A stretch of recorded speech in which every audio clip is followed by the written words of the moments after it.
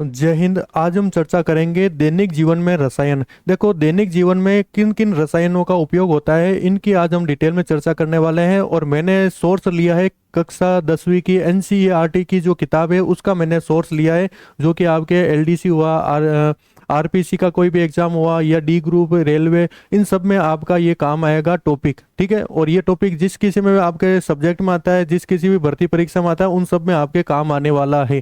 तो बात कर लेते हैं सबसे पहले साधारण नमक की। देखो, जो साधारण नमक होता है ना, उसका सामान्य सूत्र क्या होता है, NaCl होता है। और NaCl का जो पीएच होता है वो कितना होता है, 7 होता है। ये थोड़ा सा याद रखना, इनका पीएच मान कितना होता है, 7 होता है। इस कारण से ये क्या होता है, उदासीन होता है।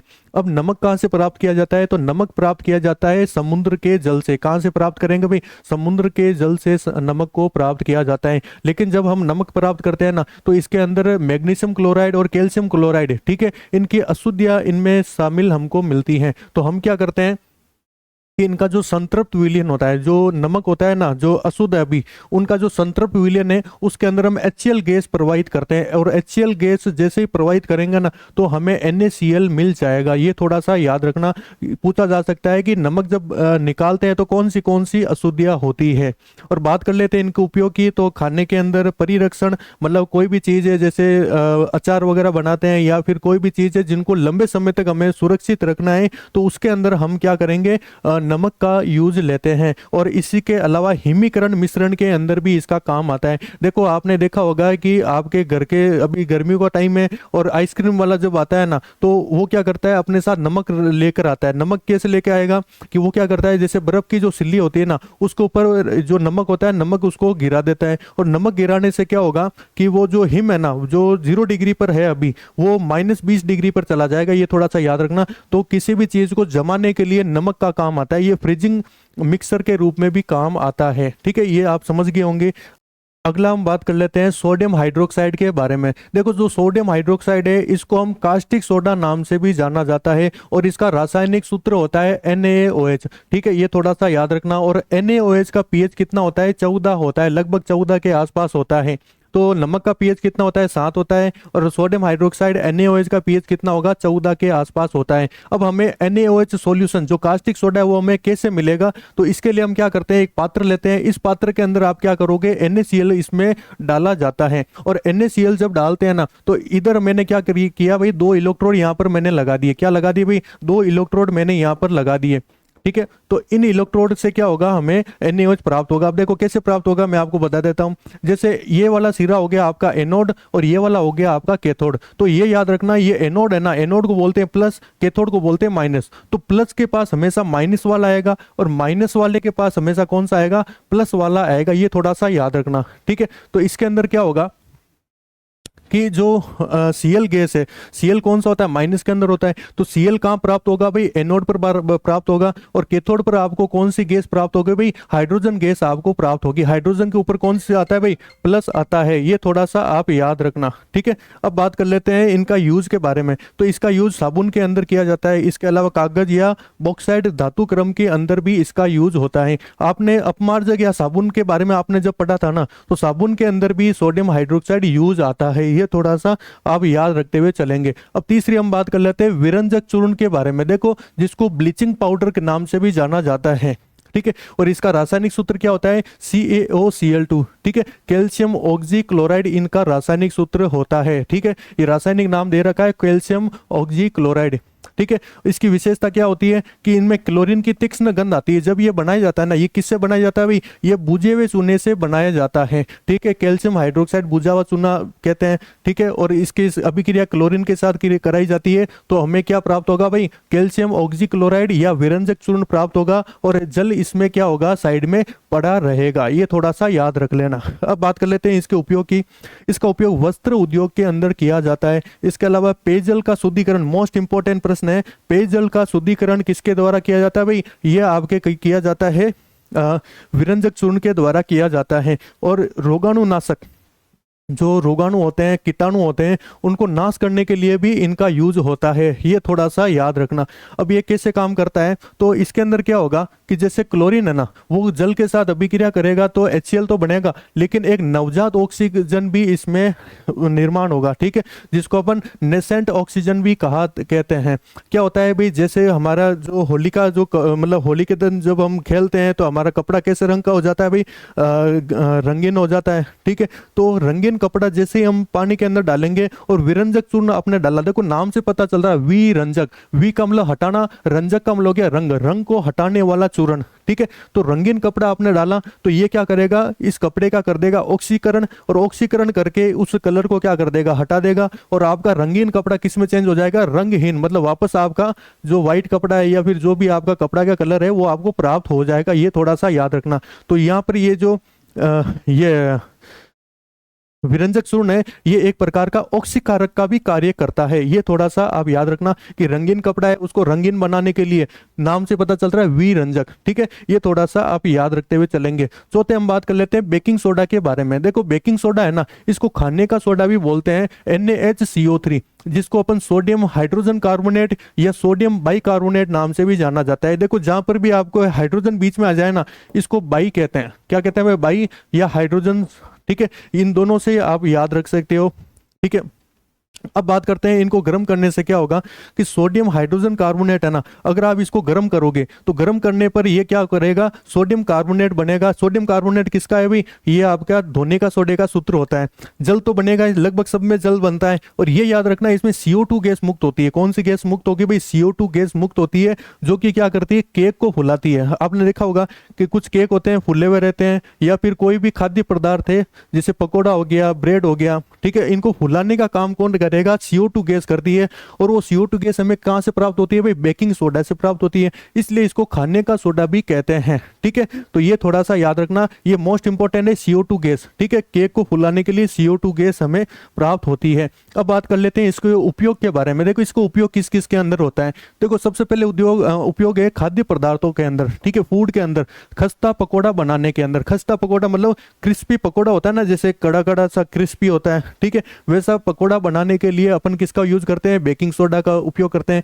इसके अलावा औषधि के रूप में, देखो औषधि के रूप में कैसे काम आएगा, जो बेकिंग सोडा है ना, ये एक प्रकार का क्षार होता है। कौन सा होता है भाई, ये एक प्रकार का क्षार होता है। मान लो आपके पेट के अंदर एसिड बन गई, ठीक है, उसको अपन क्या बोलेंगे, एसिडिटी हो गई। और उस एसिडिटी को दूर करने के लिए, पेट की अम्लता को दूर करने के लिए एंटा एसिड यूज लेते हैं। तो एंटा एसिड के रूप में आप किसका उपयोग करते हो भी, बेकिंग सोडा या खाने का सोडे का उपयोग करते हो।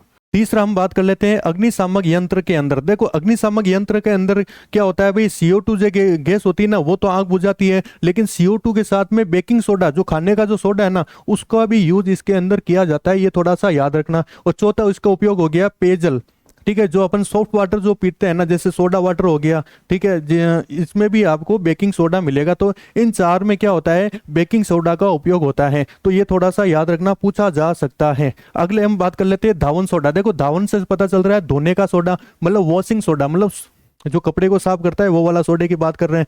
इसका सूत्र क्या है, Na2CO3, ठीक है, सोडियम कार्बोनेट, इसका क्या हो जाएगा, फॉर्मूला हो जाएगा .10H2O। ये थोड़ा सा याद रखना, पूछा जा सकता है कि धावन सोडे में क्रिस्टलन जल कितना होता है, तो क्रिस्टलन जल कितना होगा भाई, 10 होते हैं। ये थोड़ा सा याद रखना, ठीक है।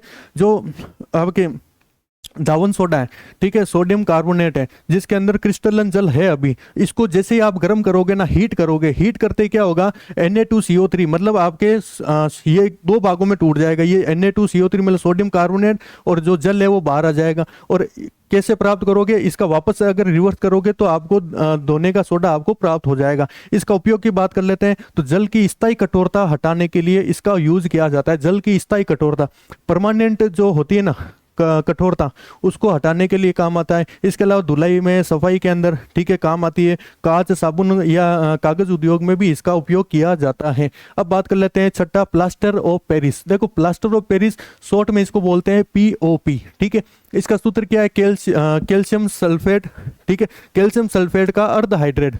यहाँ पर देखो H2O को क्या बोलते हैं, हाइड्रेट बोलते हैं। H2O को क्या बोलते हैं, हाइड्रेट बोलते हैं। और आधे को क्या बोल देंगे, अर्ध। तो कैल्शियम सल्फेट का अर्ध हाइड्रेट से भी इनको जाना जाता है। अब बात कर लेते हैं प्लास्टर ऑफ पेरिस। तो सबसे पहले है ना, ये प्लास्टर ऑफ पेरिस कहां पर खोजा गया भाई, पेरिस के अंदर इसको खोजा गया।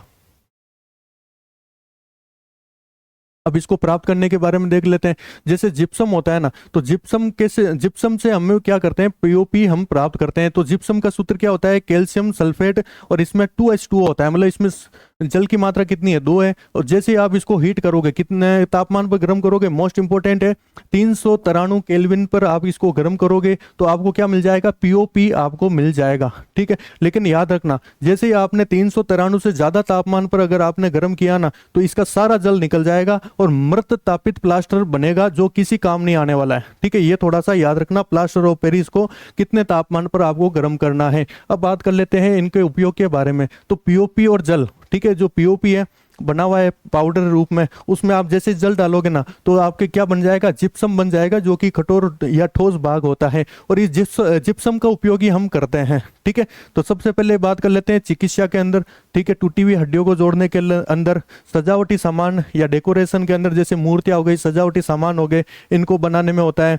ठीक है, भवन निर्माण के अंदर, जैसे जो छत वगैरह होती है, उस छत के अंदर अपन पीओपी वगैरह करवाते हैं ना, तो इसी का उपयोग किया जाता है। इसके अलावा अग्नि सह पदार्थ के रूप में फायर प्रूफिंग के लिए भी इसका उपयोग किया जाता है, ये थोड़ा सा याद रखना। अब हम दैनिक जीवन में उपयोग आने वाले प्रमुख पदार्थों के नाम और उनके रासायनिक सूत्र के बारे में चर्चा करेंगे। तो सबसे पहले आता है साधारण नमक, जो NaCl नाम से जाना जाता है। ठीक है, और इसका पीएच कितना होता है, 7 होता है। दूसरा है कास्टिक सोडा, जिसका पीएच कितना होता है, 14 होता है, और इनका सूत्र क्या होगा, NaOH। ठीक है, तीसरी हम बात कर लेते हैं विरंजक चूर्ण। तो विरंजक चूर्ण क्या होता है, वी का मतलब विरंजक, वी का मतलब हटाना, रंजक मतलब होता है रंग। तो रंग को हटाने के लिए जो चूर्ण काम लेते हैं वो विरंजक चूर्ण होगा। और विरंजक चूर्ण का फॉर्मूला क्या होता है, कैल्शियम ऑक्जीक्लोराइड। तो ये थोड़ा सा याद रखना। तो हम बात कर लेते हैं, ठीक है, बेकिंग सोडा और दाउन सोडा। देखो, दोनों को आपको एक साथ याद रखना है।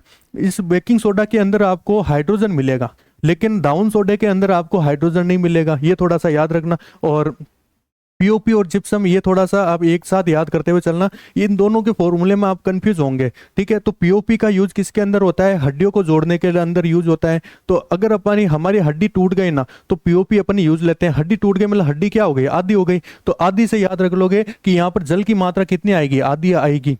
ठीक है, और जिप्सम के अंदर मात्रा कितनी आ जाएगी, 2 आ जाएगी। ये याद रखने का आप याद रखना, बाकी आप अपने तरीके से भी याद रख सकते हो। अब अपन इनके एमसीक्यू के बारे में चर्चा करते हैं। तो आइए शुरू करते हैं। प्लास्टर ऑफ पेरिस, पीओपी का रासायनिक सूत्र क्या है। तो पीओपी मतलब हमारी हड्डी टूट गई, हड्डी टूट गई मतलब यहाँ पर जल कितना आएगा, आधा। तो ऑप्शन बी एकदम सही हो जाएगा, CaSO4 1/2H2O। ठीक है, ये थोड़ा सा याद रखना। दूसरा क्या है, जिप्सम को 393 केल्विन पर गर्म करने से क्या बनेगा। तो जिप्सम को आप गर्म करोगे ना, तो इसमें जल के 2 अणु थे, तो 2 अणु टूट कर आपके कितना हो जाएगा, आधा अणु आपको मिल जाएगा। तो यहाँ पर आपको क्या बनेगा, पीओपी बनेगा। क्या बनेगा भाई, पीओपी। और पीओपी का फॉर्मूला क्या होगा, CaSO4 1/2H2O। ठीक है, ये थोड़ा सा याद रखना।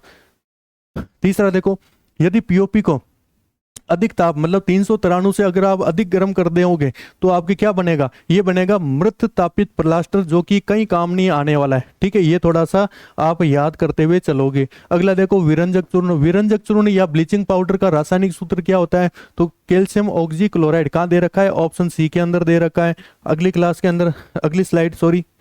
बेकिंग सोडा, बेकिंग सोडा मतलब खाने का सोडा। तो खाने के सोडे के अंदर आपको हाइड्रोजन देखने को मिलेगा, तो सोडियम हाइड्रोजन कार्बोनेट या सोडियम बाइकार्बोनेट, ऑप्शन बी एकदम सही हो जाएगा। अगला स्लाइड देखिए, दावन सोडा। दावन सोडा का फॉर्मूला क्या होगा, सोडियम कार्बोनेट। देखो, ऑप्शन ए भी सही है और बी भी सही है, लेकिन ज्यादा सही ऑप्शन बी है, क्योंकि इसके अंदर जल के अणु भी दे रखे हैं। इसमें जल के कितने अणु है भाई, 10 अणु दे रखे हैं, तो ऑप्शन बी आप इसमें सही करोगे। ठीक है, आगे देखो, कास्टिक सोडा। कास्टिक सोडा का रासायनिक सूत्र। तो कास्टिक सोडा का रासायनिक सूत्र क्या होता है, NaOH होता है, option B is correct answer. अगली स्लाइड देखिए, क्या प्रश्न कह रहा है, पीओपी को, ठीक है, पानी के साथ अभिक्रिया करके ये क्या बनाता है। तो पानी के साथ जब ये अभिक्रिया करेगा ना, तो पहले पीओपी के अंदर, ये पीओपी है, ठीक है, तो जैसे पानी डालोगे ना, तो इसमें क्या होगा, जल आधा था, आधा से ही क्या हो जाएगा, पूरा हो जाएगा। तो क्या बन जाएगा भाई, जिप्सम बन जाएगा। ये थोड़ा सा याद रखना। ठीक है, 2 प्रश्न और है।